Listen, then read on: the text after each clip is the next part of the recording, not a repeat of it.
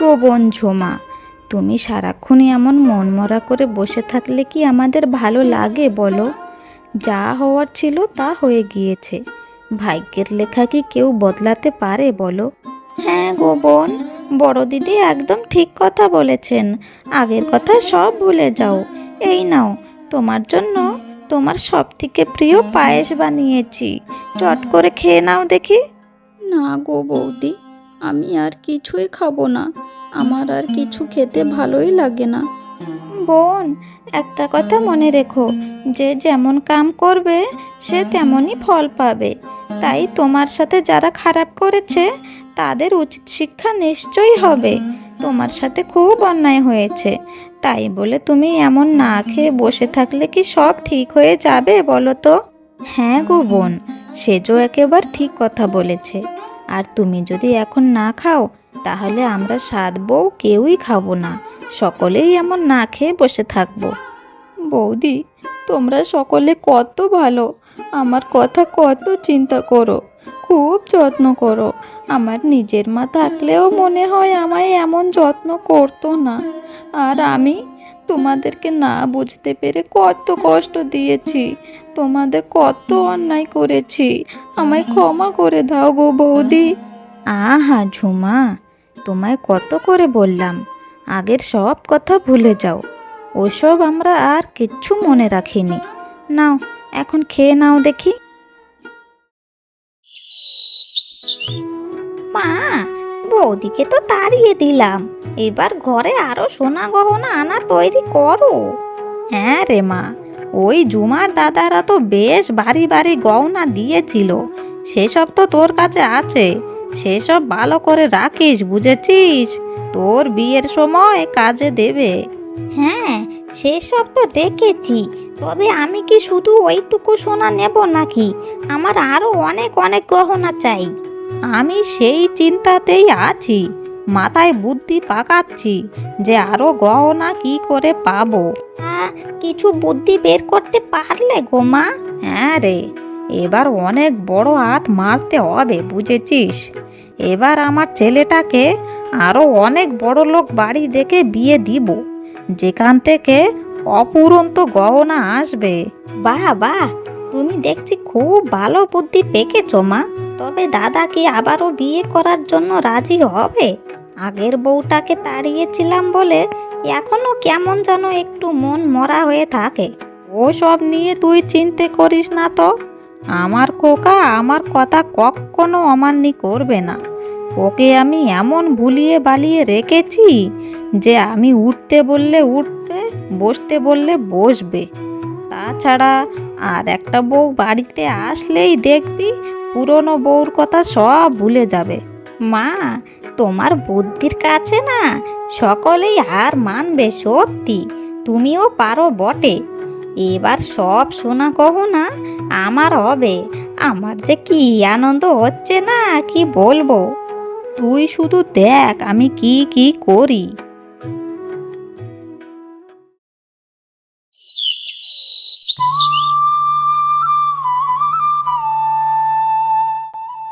বৌদি, আমার এই ঘরে বসে বসে একদমই ভালো লাগছে না। আমি একটু আমার বান্ধবীর ঘর থেকে ঘুরে আসি। হ্যাঁ গো বোন, তুমি যাও, তবে সাবধানে। সন্ধে হওয়ার আগে ঘরে ফিরে এসো, না হলে তোমার দাদারা খুব চিন্তিত হবেন।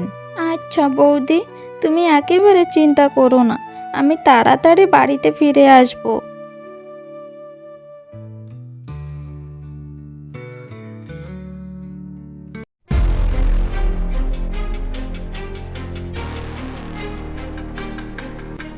কি রে ঝুমা, কোথায় যাচ্ছিস?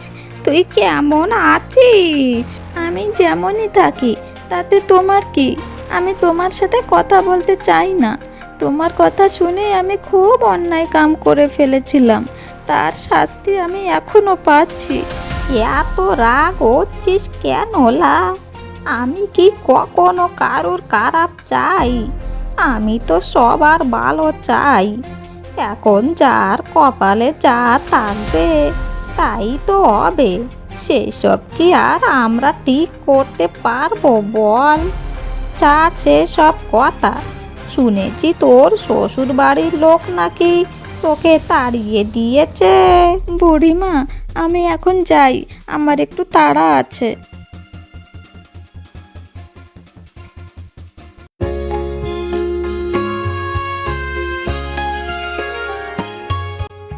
কি রে ঝুমা, কেমন আছিস? কতদিন পর দেখলাম তোকে। আমার কথা তো সবই জানিস, আর কি বলবো বল, সবই আমার কপাল। আমার কথা ছাড়, তুই বল, তুই কেমন আছিস? আমি তো ভালো আছি, তবে তোর কথা শুনে খুব কষ্ট লাগছিল রে। পল্লী, এই পল্লী, একটু এইদিকে আয় দেখি। আসছি মা। ঝুমা, তুই একটু দাঁড়া, মা ডাকছে কেন, আমি একটু শুনে আসি। কি হলো মা, আমায় কেন ডাকছো? আচ্ছা, তোর কি মাথাটা পুরো খারাপ হয়ে গিয়েছে? কেমন একটা অপয়া মেয়ের সাথে মেশামেশি করছিস তুই? কেন মা, এতে ঝুমার কি দোষ? কি দোষ মানে? মেয়েটা খুব অপয়া, দেখিসনি? জন্ম হতেই মাকে খেয়েছে, লক্ষ্মীর মতো বউদের ঘরছাড়া করেছিল। এখন তো ওর শ্বশুর বাড়ি থেকেও তাড়িয়ে দিয়েছে। শুনেছি ওর বরের নাকি আবারও বিয়ে হবে। এমন মেয়ের সাথে কেন মিশিস তুই, বল দেখি? একটু ধীরে বলো মা, ও শুনতে পাবে তো, মনে কষ্ট পাবে তো। শুনুক গিয়ে, তাতে আমার কি? আমি কি কোনো মিথ্যে কথা বলছি নাকি যে চুপি চুপি বলবো? আমার জন্য পল্লীকে কত কথা শুনতে হচ্ছে, ও আসার আগেই আমি এখান থেকে চলে যাই।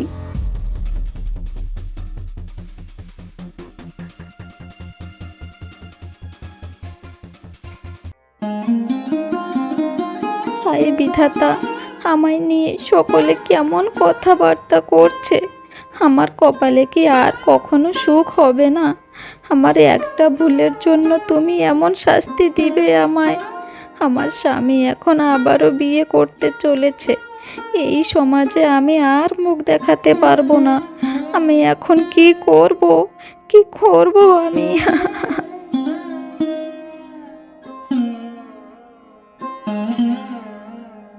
এ কি, এমন ভোর সন্ধেবেলাতে কে আমার গাছের তলাতে বসে কান্না করছে? মনে হচ্ছে মেয়েটার অনেক দুঃখ। যাই, একটু বেশ বদলে মেয়েটার কাছে গিয়ে দেখি মেয়েটার কি হয়েছে।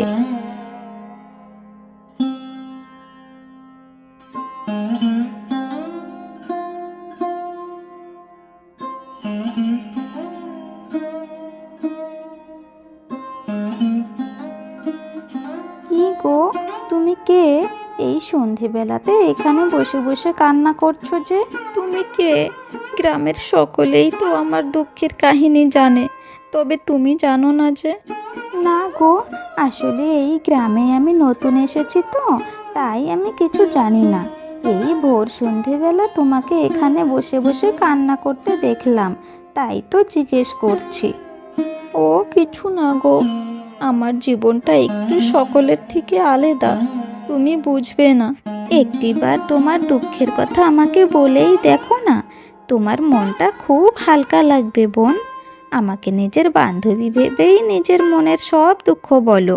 তুমি এতই জিদ করছো যখন, শোনো তবে।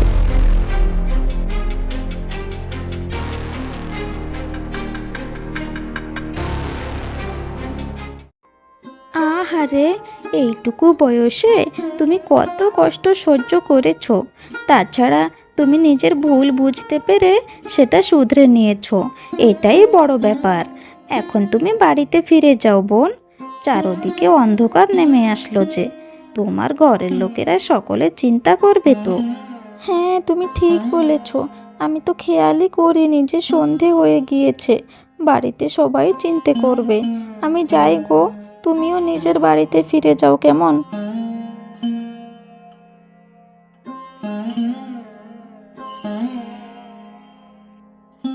ইস, এই বয়সে মেয়েটা কত কষ্ট সহ্য করছে। এর জন্য আমাকে কিছু একটা করতেই হবে। তবে কি যে করি, মাথাতে কোনো বুদ্ধি আসছে না। হ্যাঁ, ও বলেছিল না ওর বরের আবারও বিয়ে হবে? একটা কাজ করি, আমি এমনই মেয়ের বেশ ধারণ করে ওদের বাড়ি নববধূ হয়ে যাই, তারপর এক একটাকে শায়েস্তা করব।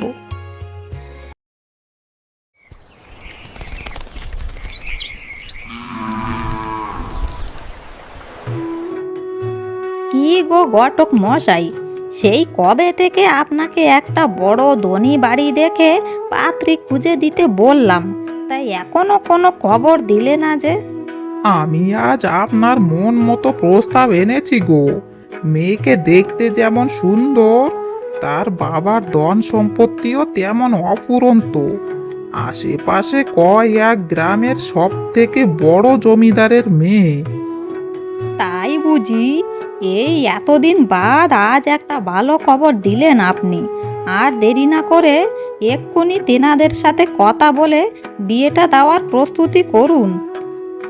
আচ্ছা আচ্ছা, আমি আজ গিয়ে পাকা কথা দিয়ে আসি, কেমন?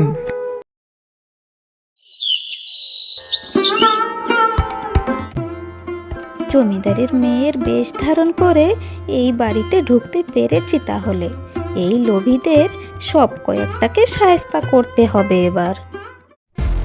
এ কি বৌমা, আমি শুনলাম তোমার বাবার নাকি অফুরন্ত সম্পত্তি। তা কই, তোমার গলা হাত দেখছি সব খালি। তোমার বাবা কি তোমায় খালি হাতে পাঠিয়েছে শ্বশুর বাড়িতে? আসলে মা, আমার সোনা গহনা কিছুই পছন্দ নয়, তাই আমি বাবার বাড়ি থেকে কিছুই আনিনি। তাছাড়া আপনারাও তো খুব ধনী, আপনার যদি আমার এমন খালি গলা হাত পছন্দ না হয়, তাহলে আপনি আমাকে সব সোনা গহনা বানিয়ে দিবেন, কেমন? ও মা গো মা, নতুন বউ যে মুখে মুখে তর্ক করছে। এই যে এমন খালি খালি বউ আমাদের বাড়ি আগে কখনো আসেনি। সারা গ্রামে আমাদের নাকটা কেটে দিলে তুমি। বোন, তোমার যদি মান সম্মানে এতই লাগছে, তাহলে আগের বউয়ের যত গহনা ছিল সেগুলো আমাকে দিয়ে দিও, কেমন? ওগুলো তো সব তোমার কাছেই আছে, তাই না? কি রে কোকা, তোর সামনে বৌমা আমাদের এমনভাবে অপমান করছে, আর তুই এমন চুপ করে থাকবি? মা, আপনার ছেলের কাছে নালিশ করে কোনো লাভ নেই। আপনার ছেলে এখন আমার বাবার সাথে ব্যবসা করছে। আমি যদি আমার বাবাকে বলে দিই আপনারা আমার সাথে অত্যাচার করছেন, তাহলে আপনাদের সব ব্যবসা এক নিমিষে উধাও হয়ে যাবে, বুঝেছেন? এখন সামনে থেকে সরুন তো, আমি ভেতরে যাই, আমার খুব ক্লান্ত লাগছে।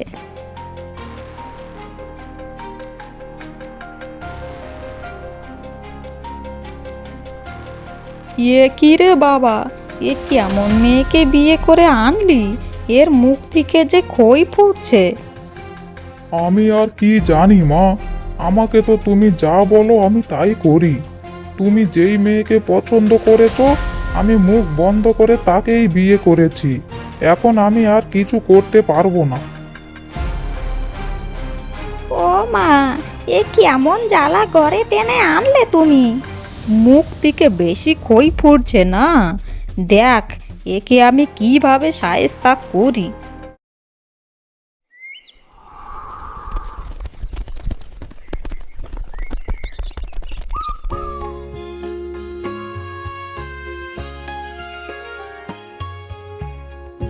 বৌদি, ও বৌদি, সকাল হয়ে গেল যে, ওঠো, যাও ঘরের কাম দাম সব করো গিয়ে। কি ঘরের কাম আমি করব? আমি এত বড় ঘরের মেয়ে হয়ে ঘরের কাম করব? বৌমা, আজ যে তোমার প্রথম দিন এই বাড়িতে। নতুন বউয়ের হাতের রান্না খাওয়ার জন্য তো সকলে বসে আছে। যাও যাও, তাড়াতাড়ি করে রান্নাটা সেরে ফেলো।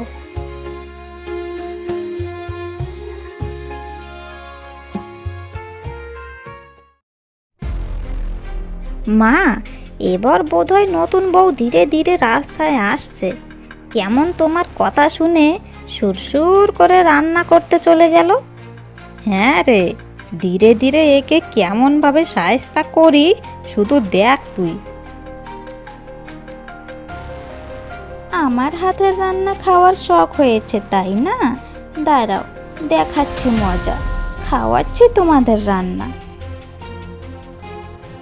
এই দিলাম জাদুর মাছ মাংস সব রান্না করে, আর তাতে দিলাম মরিচের গুঁড়ো ভরা। হা হা হা হা। এই নিন মা, রান্না হয়ে গিয়েছে তো, এবার সবাই খেয়ে নিন। এ কি, এত তাড়াতাড়ি রান্না হয়ে গেল? এক্ষুনি তো রান্নাঘরে গেলে। আচ্ছা, দাও দেখি কেমন রান্না করেছো। খাও খাও, সবাই খাও, তারপর বুঝবে আসল মজা।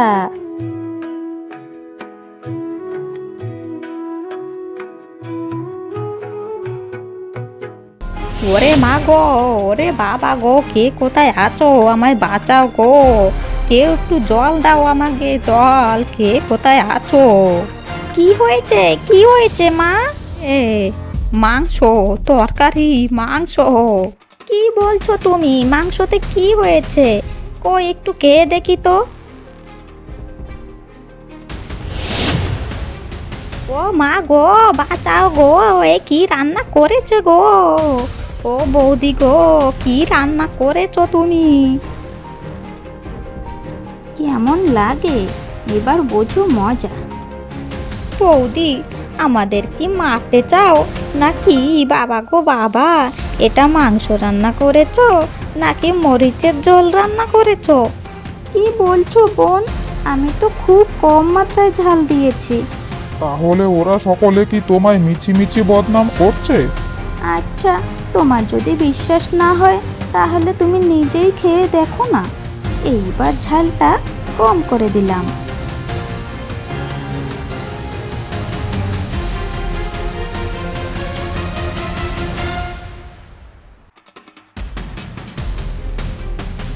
মা, সত্যি তো রান্নাটা তো খুব ভালো হয়েছে, ঝাল তো খুব কম মাত্রায় দিয়েছে। তোমরা এমন মিথ্যে কথা কেন বলছো? ছি বোন, তুইও নিজের রাগের জন্য এমন মিথ্যে কথা বলছিস? মা, এটা কি হলো? সত্যি তো মাংসটা খুব ঝাল ছিল, তবে দাদার কাছে কেন ঝাল লাগলো না? আমাদের সাথে চালাকি করা? দাঁড়াও, দেখাচ্ছি মজা।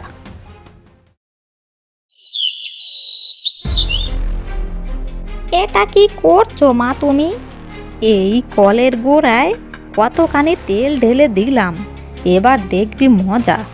যখনই ওই বৌমা এখানে কাপড় কাচতে আসবে, পা পিছলে এমন পাল্টি খাবে, একেবারে মাজাখানাই ভেঙে যাবে, তারপর বুঝবে মজা।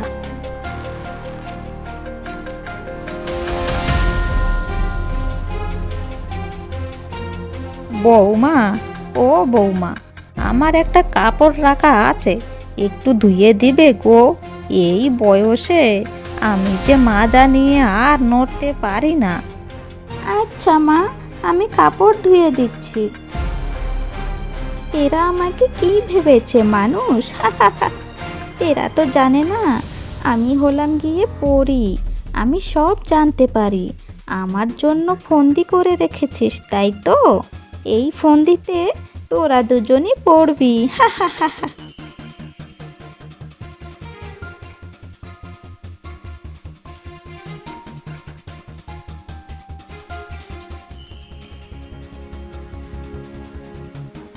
এ কি মা, ওই মুখ পুরির তো কিছুই হলো না, কেমনভাবে তেল ঢাললে তুমি? এটা কিভাবে সম্ভব? এখানে তো বেশ ভালো করে তেল ঢেলেছিলাম, এখান থেকে কিভাবে ও বেঁচে গেল? চল তো গিয়ে দেখে আসি।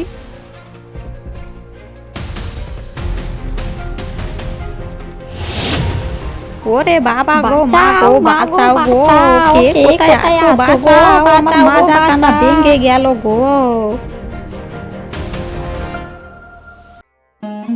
খোকা, আমায় ক্ষমা কর খোকা, এই মেয়েকে তুই বাড়িতে ফিরিয়ে দে, আর আমার লক্ষ্মীমন্ত বৌমাকে বাড়িতে ফিরিয়ে নিয়ে আয়। কিন্তু মা, তুমি যে বলেছিলে জুমা নাকি ভালো না, তোমাদেরকে খুব যন্ত্রণা দিত। না রে খোকা, আমার জুমা বৌমা তো খুব ভালো ছিল, আমি লোভে পড়ে ওকে বাড়ি থেকে তাড়িয়েছি। আমায় ক্ষমা কর বাবা, ক্ষমা কর, আমায় দয়া কর।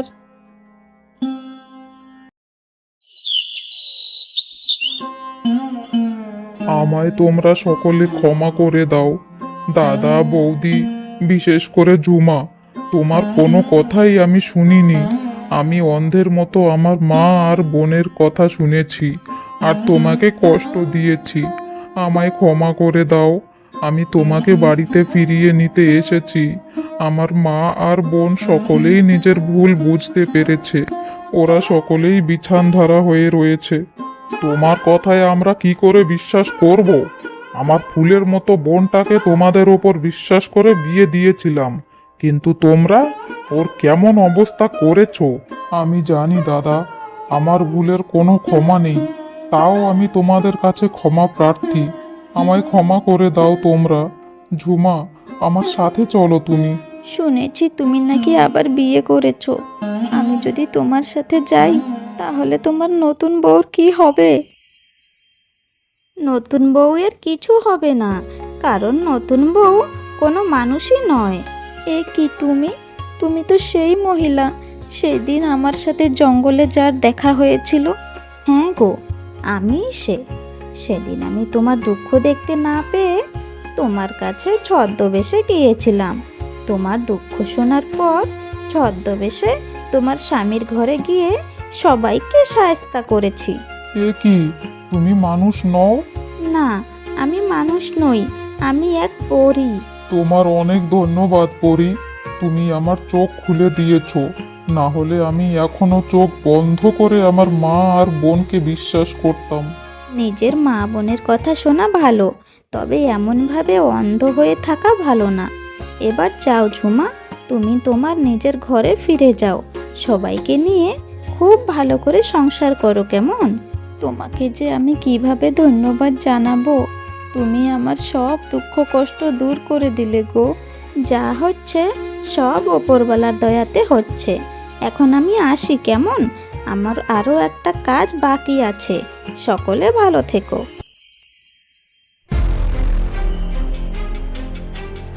তুমি সেই কুচুটে বুড়ি, তাই তো, যে সবার খারাপ চায়? কে কি? তুমি কে? তুমি কি বলছো আমায়? তুমি তোমার এই মুখের জোরে সবার সংসার নষ্ট করছো তো? আজ থেকে তোমার এই মুখই বন্ধ করে দিলাম। এই মুখ দিয়ে আর কখনো কথা বলতে পারবে না তুমি।